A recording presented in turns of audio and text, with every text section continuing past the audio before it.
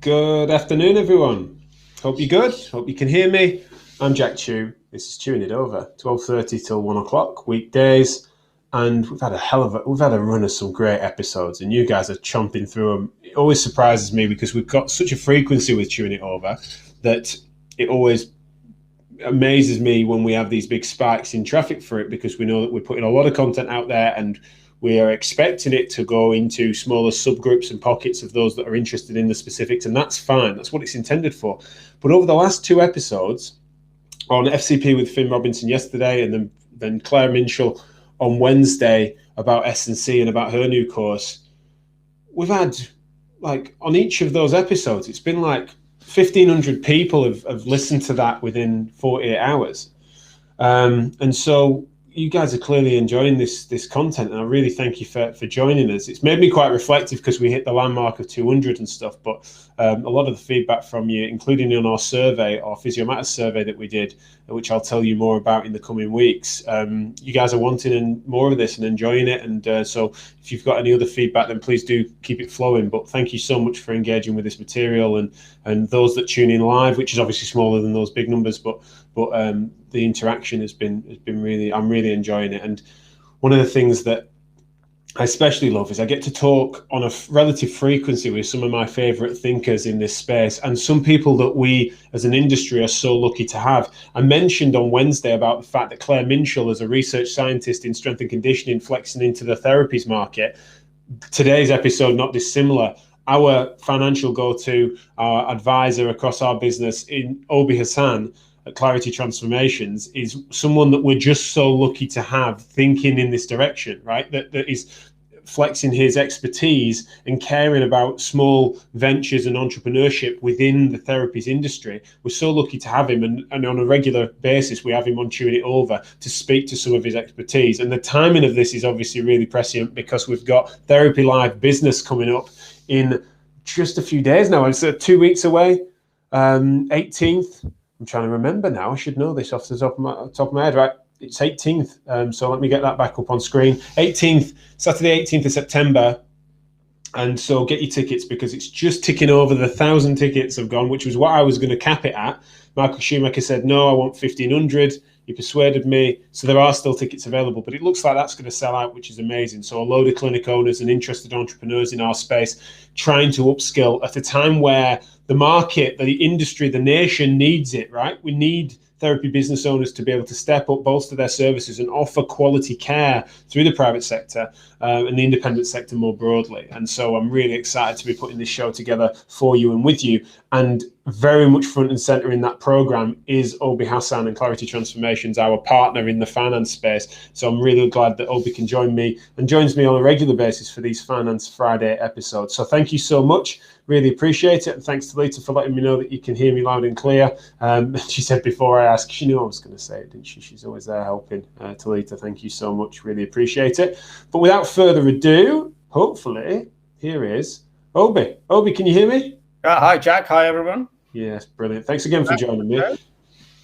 So I was just saying about how obviously we have a chat in various different formats and contexts, but I love having you on the show in part because I do really feel that out of industry insight that you're then applying to our industry is really valuable. And I think that's what you're going to be bringing to bear again on this Therapy Live Business show, is then you've now got this really heady mix of your legacy experience and wisdom that comes from financial work in various different formats, but then the application of that, you've just developed more and more insights into our industry. So one of the things I wanted to just start off with is tell us a little bit about the sessions that you're going to be speaking at Therapy Live Business, and maybe if you could just give us insights into what are your sort of what are your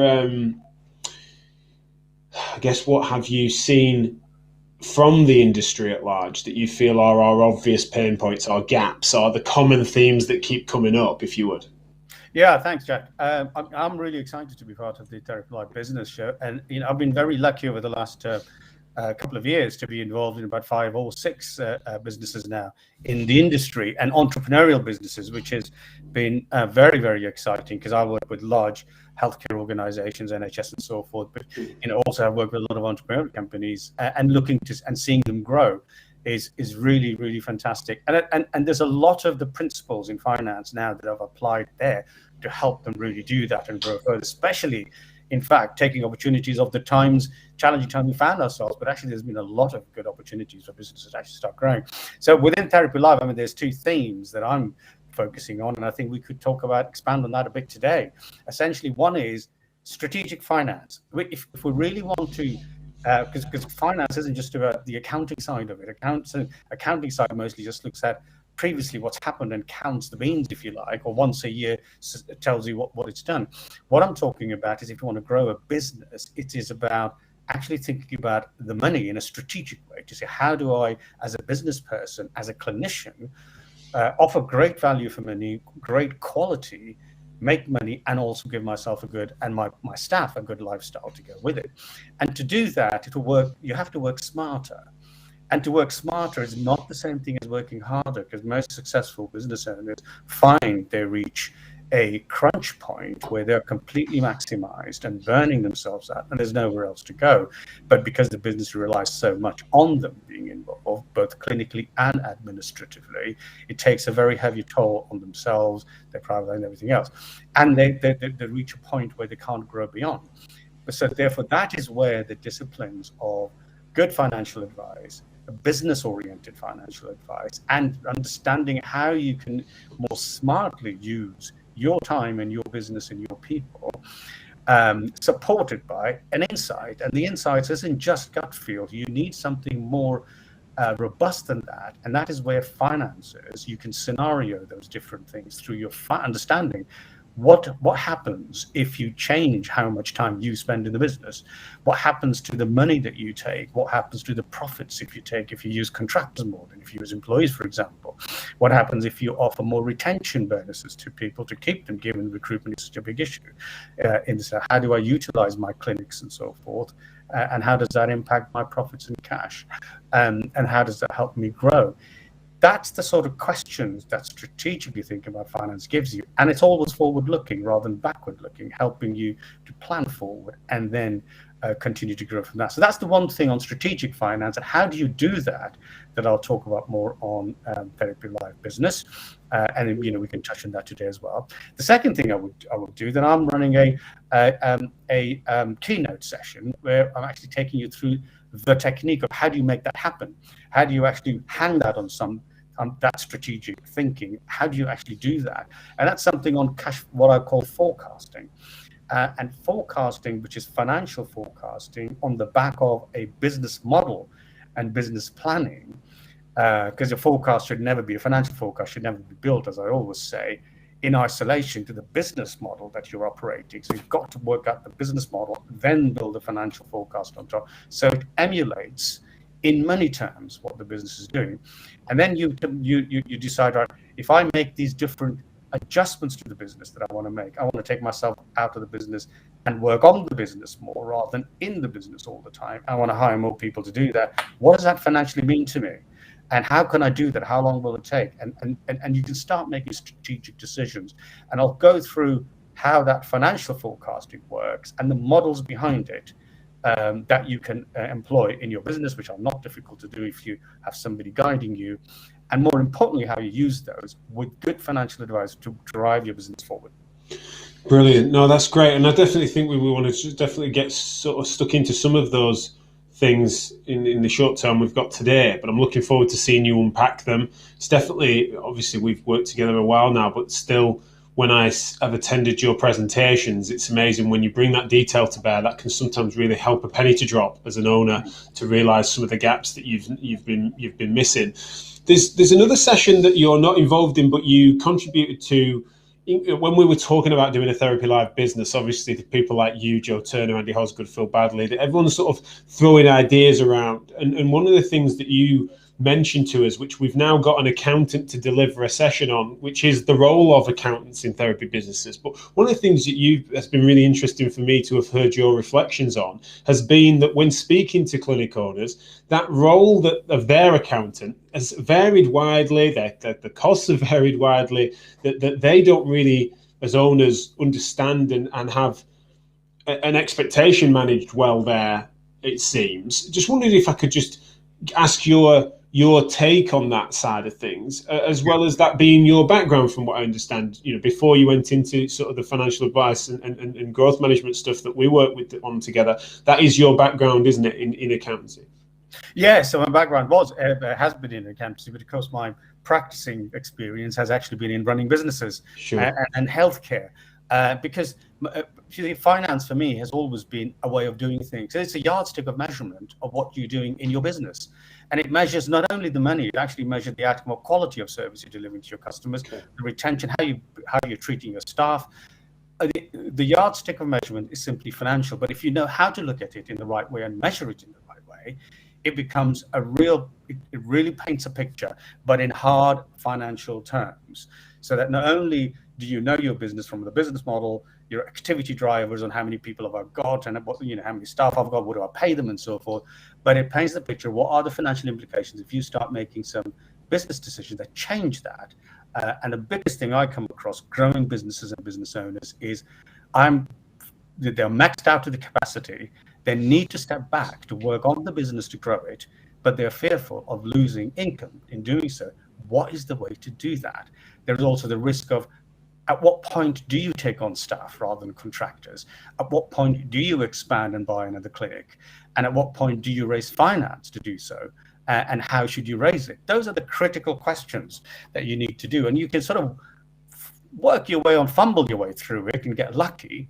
But isn't it much better? If you're a really serious, ambitious business owner, you need to think strategically. There are ways you can plan that. There's ways you can scenario that, minimize your risk, plan it, and execute it in the most efficient way.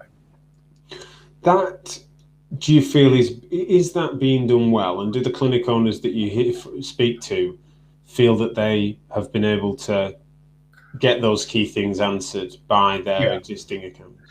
Yeah, no, that's the good question. And I think really the undertone in my messaging is that it's just not the expectation people have of their accountants. And most accountants, what they do is do compliance. Because by law, you're supposed to do the accounts at the end of the year and do your tax returns. That is really just compliance. That is not what I'm talking about, which is strategic finance. Strategic finance, so accountants, traditional accountants, effectively do compliance. That's what they do, and it has to be done. There's lots of business to do so because legally you have to do it. But a good financial advisor, which is different to an accountant, you need to be financially trained, absolutely, like I've been. You need to be a business person, and you need to be an entrepreneur. And because I worked in the healthcare industry, there's more than that for healthcare people. We have a certain mindset about, of course, care quality, what we deliver. That's what's important. And then how do you then use finance to deliver more of those things that are important to you in terms of, money is just one part of it, but growing and employing more people, delivering great value of service is another. And strategically, when you think about that in a financial way, you can model that in forecasting, make decisions, and decide where you're going to invest and how you're going to invest in growing those things. So your money grows, the quality of care that you deliver grows, and also your own personal lifestyle is able to adjust to it. So I'll give you a typical example. So I'm working with the 5 different businesses I've been working with over the last 18 months now. All going through this issue, all growing. Even lockdown has obviously slowed things down, but it allowed people to think about what they wanted to do as things start slowing, and things are coming back with a vengeance now. And recruitment is the biggest issue, retention biggest issue, utilization capacity big issues. And so what am I helping them do? So what we've done is not just said, well, what have you been doing over the last 12 months and so forth? Yes, that's important. We need to know that we are bring money in, we are cash flow rate. Well, where are you going? What are we going to do to grow? Where do you want to go? And we start with where they are now and they want to grow. Then we start working through the issues. And the issues are, well, I've got this recruitment retention problem. I keep losing people. I don't know whether to employ them. I don't know whether I should just stick with contractors. And the models we've created together, I've created these forecasting models that I've talked about. But what they really are underneath it, they are their business model that we've gone through all their people, who works what, how many contractors, how many staff they got, what their skills are, themselves, how much clinic time they have, what they don't do. And then we've worked through the customers they've got, who are regular customers, who are one-offs, the sort of brand name they've got, and so work through their marketing strategy as well. Built a business model around it, and then we've said, okay, now let's put that into a financial model with all their pricing, all their quantities, how much they sell, how many clinics they sell, how many hours they work, with what utilization rate they've got, with what they pay their people. And then we start scenarioing and saying, okay, if I step back for 1 day a week or 2 days a week, so I can work on the business and grow the business, open another clinic, manage staff, do all those sort of things, and have a bit of a work-life balance, I'm going to lose 20% of the income I make. And we say, well, yes, that is true. But now let's think about how do you use it. It's true, but only briefly if done properly. Yeah. I think the thing that people feel like it's that they're not mitigating that risk by then recognizing the time frame that would make it worthwhile. And if they don't, then they've not got the capacity for future growth. If they were this is the thing that we both hear, and it's obviously I hear it only for a few sentences and then I give them your number. but generally the consistency of those inquiries is that people are just shit scared of making that decision because they feel that they're left so vulnerable, when actually when you strip it back, and if they've got a good plan as well as the right advice, then that vulnerability can be a very short-term moment that's then got so much upside.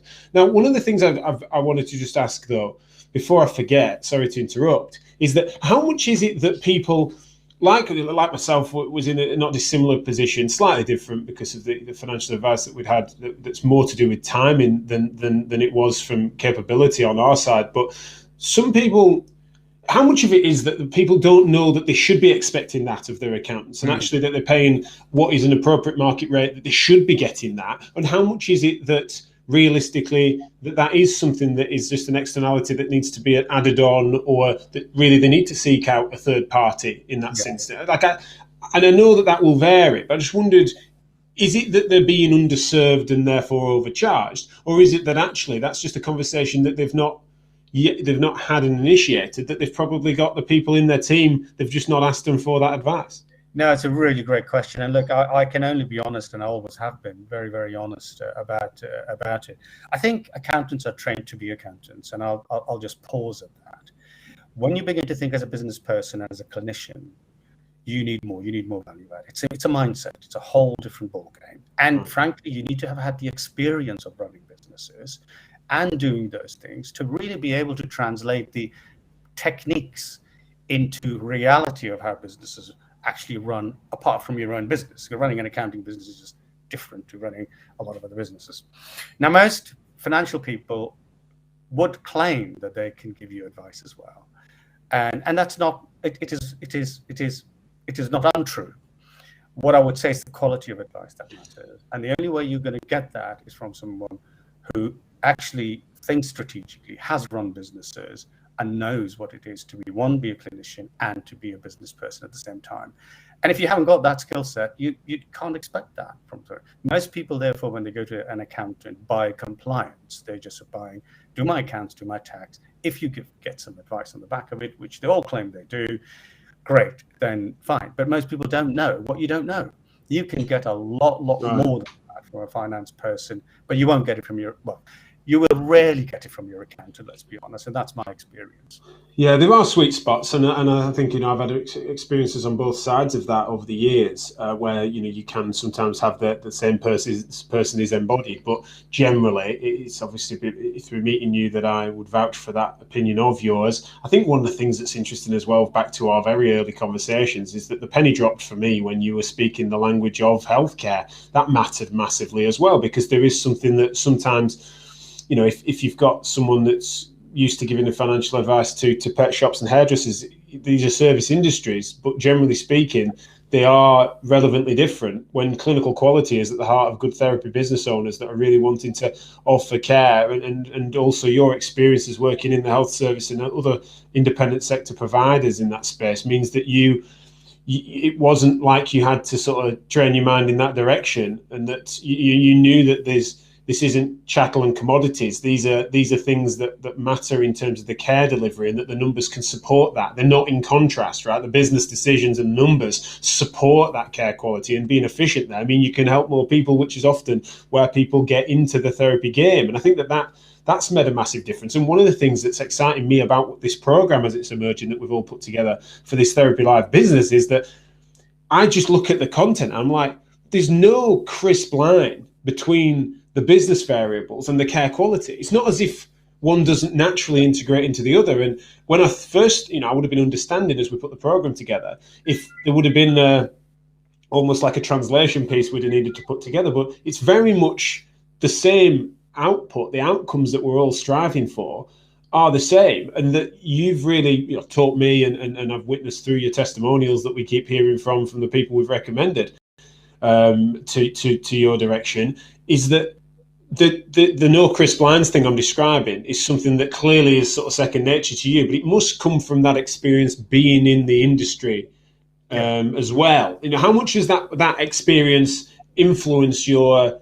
ability and your confidence in advising therapy business owners? I mean, hugely. I think partly before I started, I've been helping entrepreneurial businesses for a long time, but not so much in healthcare, if you like, because I've been working on the NHS and the big contracts in healthcare and private healthcare. But as I said, over the last couple of years, coming into healthcare entrepreneurial businesses, I've just been inspired to see, because we get this blend of a commitment to deliver good quality to patients, because we have patients at the end of it. That's what we really care about, and it's those are the values that we have to. That's the bedrock that we start from. And at the same time, the disciplines that I found is that people then tend to shy away and somehow think that profitability needs to be constrained because of it. And that's even growing businesses. And I really want to break that barrier, because everything I've seen in larger businesses, healthcare businesses, if you maintain your value systems as you grow, and that's about leadership. And that's why when I talk about financial strategic planning, remember there are three things that I talk about. I talk about measuring your finances, understanding your business model, and having the right team of people and culture. That is what the money will tell you. If you're making money, you've got those three things right. If you haven't, the money will tell you haven't quite got it right. And that's what I mean about strategic finance. That's where you start from. Right. When you build it on that bedrock, you then build a plan that says, that's what I'm going to do based on what I'm doing. Remember, you build a great set of, we build a great set of values, a system that is going to get out there in a brand name. People are going to want and seek us out and come to us. We don't have to spend huge amounts of money on marketing. They'll be coming and seeking us. They're going to want us to go and speak elsewhere. So we're driving business just by being ourselves for a start. Of course, you've got to do strategic marketing. Of course you do. If we treat our people well, we're going to get that retention rate up. So I've been working through models with the clinical owners that I've been advising on how do you retain staff more, because it is so difficult currently to recruit. So what do you work on? Retention, brand name, attracting people to you, to great value systems, and people talking about how you not only deliver your service, but you do. What does that allow you to do? So we've talked about retention bonuses. And that's it. Incentivizing all the key personnel. I think as well, it's such a good. I'm willing to just, for those that are listening that might not have heard me say this before, but on these Finance Fridays, I think I have given this before. But what Obi's just described there is something that I feel like we've managed to do well with regards to the sort of the branding, the culture, the values. We go on about that all the time. We've been able to broadcast that, and so the marketing of that idea has been something that's transcended geography. But we weren't measuring well. We weren't. The numbers weren't. We weren't across that. Right. That was just trying to.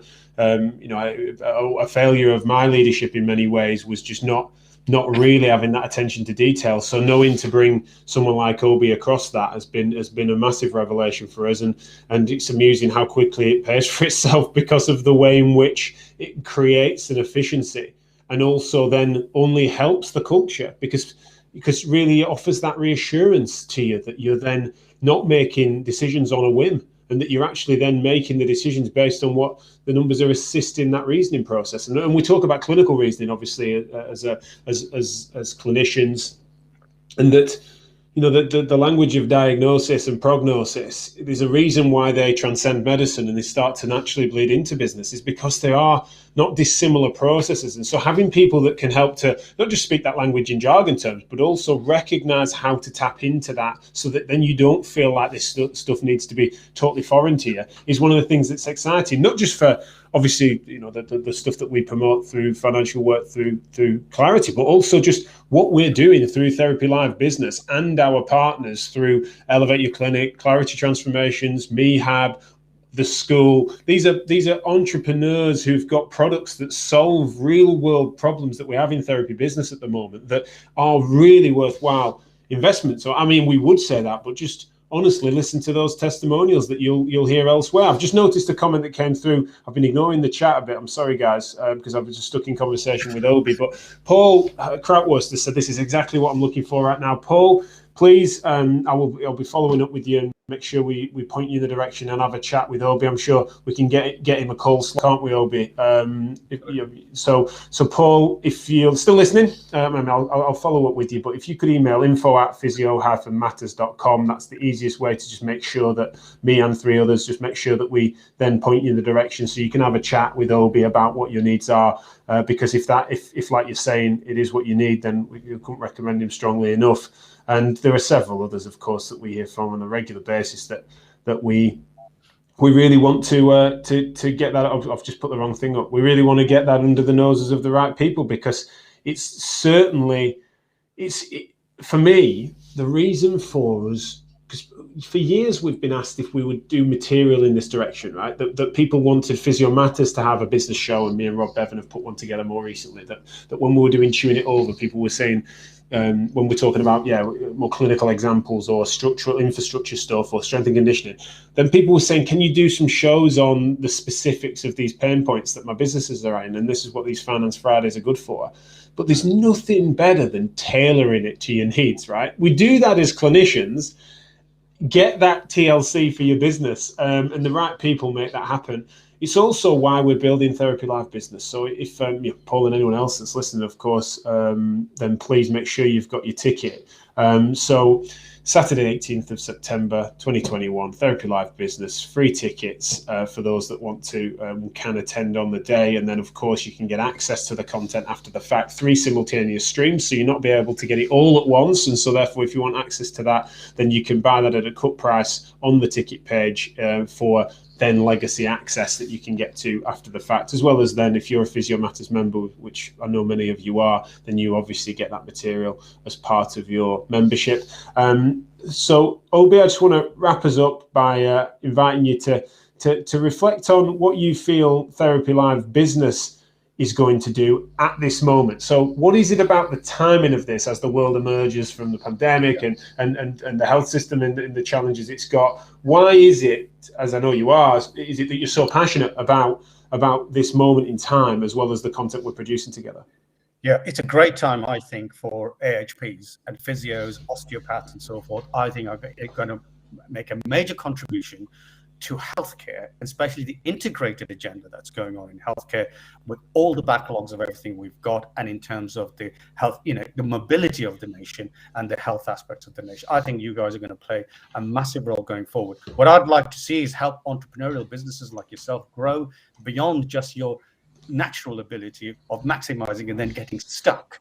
And therefore, I hope that Therapy Business Live is going to get ambitious business owners who want to get out there and do what they do well and really serve people well and make money growing by doing more of what they do, to help them think strategically and help them have an advisor and a coach that actually gives them the tools to be able to do it and helps them go along do that. I really hope it does that, and it opens their eyes on that they can do a lot more than where they are now.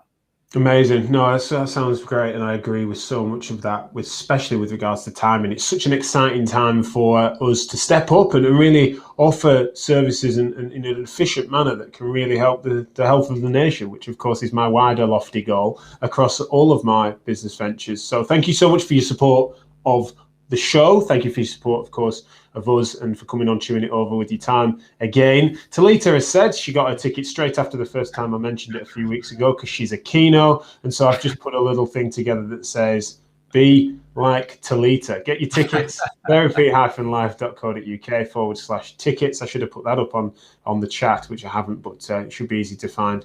Thank you so much again for all your comments and feedback, including on email. I know that most of you listen on the commute, so the next day or over the weekend and stuff, especially the financial materials that we produce on Finance Friday. I know a lot of you busy clinic owners might be in clinic right now. You visit this stuff after the fact. Don't be thinking we wouldn't listen or read the comments afterwards. Don't be shy to put them on wherever you might listen to it. We do get to them. We do read them. That feeds into the feedback loop, and we produce shows for those needs. So any questions you have, we'll feed them forward to Obi, or email info@physio-matters.com if you're interested, and we'll put you in touch, and we'll get some calls together for Obi to have a chat about how he might be able to help, or signpost you, no doubt, to what could be and who could help if that isn't him. But thank you so much as ever, and Obi, we'll speak soon, and look forward to seeing you on Therapy Live Business, mate. Thank you. Good to see you all. Thanks. Okay. Cheers. Bye-bye.